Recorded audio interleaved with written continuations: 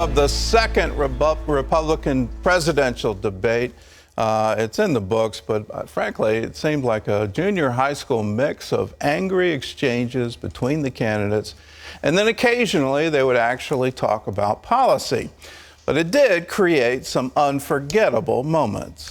Some of the candidates took aim at frontrunner Donald Trump, while others took on Planned Parenthood, religious liberty, terrorism, and other issues. David Brody brings us the story from Simi Valley, California. Coming in, the bullseye was squarely on frontrunner Donald Trump. His style is rubbing some of his fellow Republicans the wrong way, and it showed quickly. I think his response, his visceral response to attack people on their appearance, short, tall, fat, ugly. My goodness, that happened in junior high. Are we not way above that? I never attacked him on his look, and believe me, there's plenty of subject matter right there. That I can tell you. And that eventually led to the moment people wanted. Carly Fiorina face-to-face with Trump for the first time since he made a critical comment, wondering if anyone would vote for that face. He says he meant her persona, but Fiorina challenged him. I think women all over this country heard very clearly what Mr. Trump said. Trump tried to play nice. I think she's got a beautiful face, and I think she's a beautiful woman.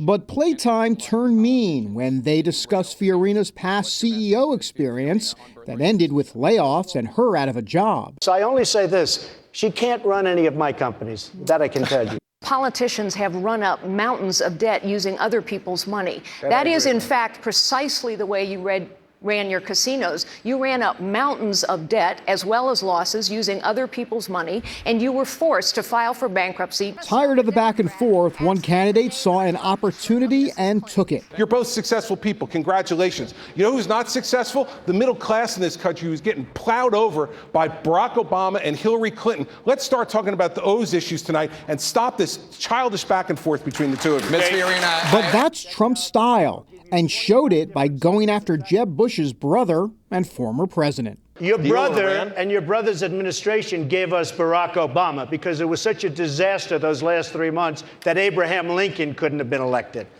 You know what? As it relates to my brother, there's one thing I know for sure. He kept us safe. I don't know if you remember.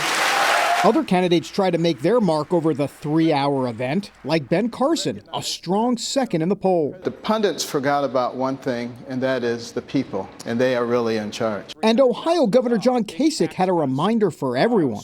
I'm the only person on the stage and one of the few people in this country that led the effort as the chief architect of the last time we balanced the federal budget. Mike Huckabee had religious liberty on his mind and the double standard that Christians encounter. We made accommodation to the Fort Hood shooter to let him grow a beard. You're telling me that you cannot make an accommodation for an elected Democrat county clerk from Rowan County, Kentucky? A lighter moment came toward the end when the candidates were asked what they'd like to be called by the Secret Service as president. Bush, who's been accused by Trump of having low energy, and Trump, who has a healthy ego, were both ready. Ever ready. It's very high energy, Donald.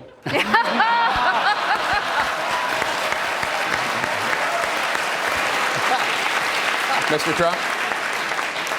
Humble.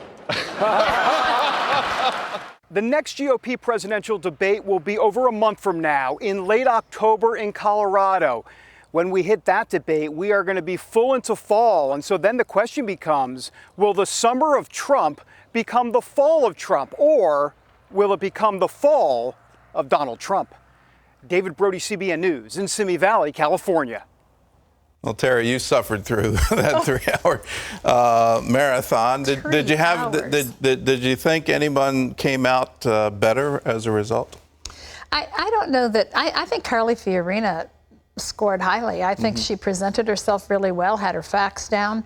And as someone who is, to some people, fairly unknown, at least as an individual person, I think that was a big score for her. I thought it was more about who didn't come off well than who did, you know? I mean, you've heard them all. I just can't imagine what the next debate's going to cover, except that maybe we'd get some details on some of these programs and plans people have. Well, I would hope that the party would take it to a level to say, can we have a true debate? In this one, I found myself missing Megyn Kelly because it seemed like the questions were intentionally geared to get the candidates into spar. these spats. Yes.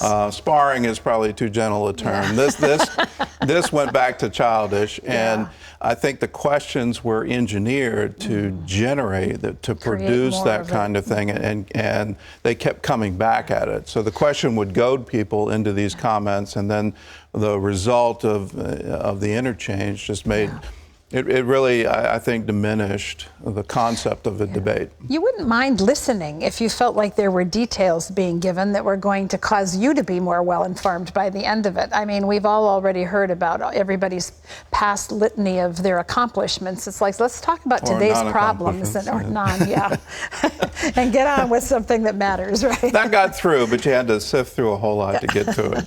Anyway, there will be more, which is, I don't know if that's good news or not.